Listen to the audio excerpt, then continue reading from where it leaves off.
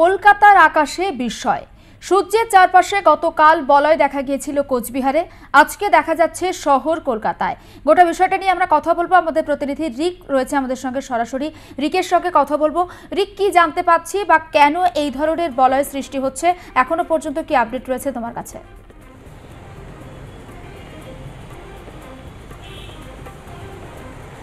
জুলেখা, এই রকমের বলয় সৃষ্টি হয় যে মেঘ রয়েছে বর্ষার সময়, মূলত মেঘের মধ্যে জলীয় বাষ্প থাকে, আর সেই জলীয় বাষ্পের ফলে জলীয় বাষ্প যখন সূর্যের সংস্পর্শে আসছে, সূর্যের আলো আসছে, সেটা মূলত 22 ডিগ্রি অ্যাঙ্গেলে যখন সেই মেঘের ওপর এসে সূর্যের আলো স্পর্শ করে যখন রিফ্লেক্ট করে যখন ভূপৃষ্ঠে আসে, তখন এই রকমের বলয় দেখতে পাওয়া যায়।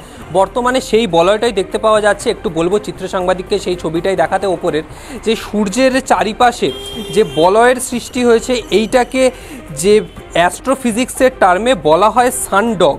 আর এইটা মূলত বর্ষাকালে সিরাস মেঘ তৈরি হয়। যেই সময় বর্ষার আগমন হচ্ছে, হালকা মাঝারি বৃষ্টিপাত হচ্ছে, সেই সময় বাতাসে জলীয় বাষ্পের পরিমাণ অত্যন্ত বেশি থাকে। আর তার জেরেই মূলত কিছু সময় বৃষ্টি হচ্ছে, যেটাকে বলা হয় ভাসা মেঘে বৃষ্টি। বিক্ষিপ্তভাবে কিছু কিছু জায়গায় বৃষ্টি হয়, আবার বৃষ্টি কাটার পর ভ্যাপসা গরম হয়।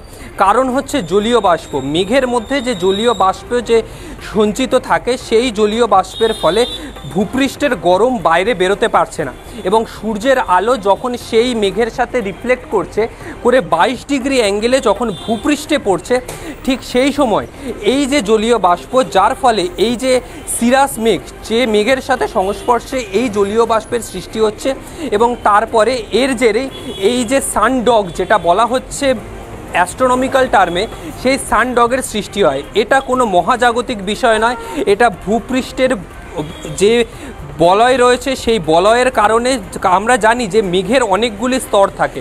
সেই স্তরের মধ্যে একটা স্তর হচ্ছে সিরাস মেঘ, আর সেই মেঘের সঙ্গে এই যখন সংস্পর্শে এসে এইটা সৃষ্টি হয়, তখনই সূর্যের আলো মনে হয় যেন চারিদিকে বিচ্ছুরিত হয়ে সূর্যের চারিপাশে একটা বলয়ের সৃষ্টি হয়। এটা মূলত অনেক সময় ধূলিকণা থাকে, অনেক সময় জলীয় বাষ্প বা বাতাসে আর্দ্রতার কারণে মেঘের মধ্যে যে আর্দ্রতা জমা থাকে, তার জেরেও এটা অনেক সময় হয়। বর্তমানে এই যে বলয়টা দেখতে পাওয়া যাচ্ছে, সেটা সাদা রঙের। অনেক সময় জলীয় বাষ্পের পরিমাণ বেশি হলে বা মেঘের মধ্যে যে বৃষ্টি জলের পরিমাণ বেশি থাকলে, এটা বিভিন্ন রঙের যে রামধনু আমরা দেখতে পাই, ওই রকম রামধনু 7টা রঙের সমাহারও অনেক সময় এই বলয়ে দেখতে পাওয়া যায়। আর এটা শুধু বছরের এই সময়ে বলে নয়, এই সময়ের বিভিন্ন জায়গায় আবার বসন্তকাল আসার সময় বা শীতের আগে শরৎকালের সময় যখন হালকা বৃষ্টিপাত হয় পুজোর সময়, তখনও বিভিন্ন সময় এই রকমের বলয় বা সানডগ যেটাকে বলা হয়, সেটা দেখতে পাওয়া যায়। এবং এছাড়াও এই সানডগ কিছুক্ষণ এর স্থায়িত্ব থাকে, মেঘ কেটে যাওয়ার পরে আর দেখতে পাওয়া যায় না।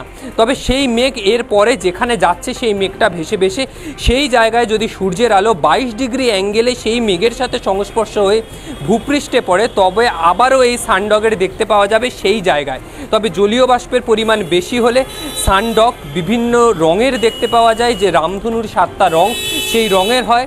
নয়তো মূলত জলীয় বাষ্পের পরিমাণ যেহেতু কলকাতায় এখন বর্তমানে কম রয়েছে, সকালে বৃষ্টিপাত হয়েছে, সকালের দিকে হালকা বৃষ্টিপাত হয়েছে, তার জেরে এখন যেমনটা বলা হয়েছিল আলিপুর আবহাওয়া দপ্তর সূত্রে, যে বেলা বাড়ার সাথে সাথে আকাশ পরিষ্কার হয়ে যাবে, জলীয় বাষ্পের পরিমাণ থাকবে, আর্দ্রতাজনিত সমস্যা হবে, ভ্যাপসা গরম থাকবে, আর সেই ভ্যাপসা গরমের কারণে এই রকমের সানডগের সৃষ্টি হয়েছে। একেবারে অনেক ধন্যবাদ রিক, এবং গোটা বিষয়টা খুব সুন্দরভাবে আমাদের সামনে তুলে ধরার জন্য। বেসিক্যালি বাতাসে জলীয় বাষ্পের পরিমাণ যখন বেশি থাকে, তখন এই বিস্ময় দেখা যায়। তবে এটা কোনো মহাজাগতিক বিষয় নয়। বাতাসে জলীয় বাষ্পের পরিমাণ যত বেশি থাকবে, তত কিন্তু সূর্যের চারপাশে যে একটা বলয় দেখা যাচ্ছে, সেখানে একটা বিভিন্ন কালার দেখা যাবে। অর্থাৎ রামধনু বা রেনবোতে যে 7টা রং দেখা যায়, সেই 7টা রঙেরও এরকম বলয় দেখা যেতে পারে। কলকাতায় যেহেতু বাতাসে জলীয় বাষ্পের পরিমাণ এই মুহূর্তে কম রয়েছে, ফলে শুধুমাত্র একটা বলয় দেখা যাচ্ছে, অর্থাৎ এক কালারের বলয় দেখা যাচ্ছে। মূলত ভাসা মেঘের কারণেই এটা সৃষ্টি হয়ে থাকে।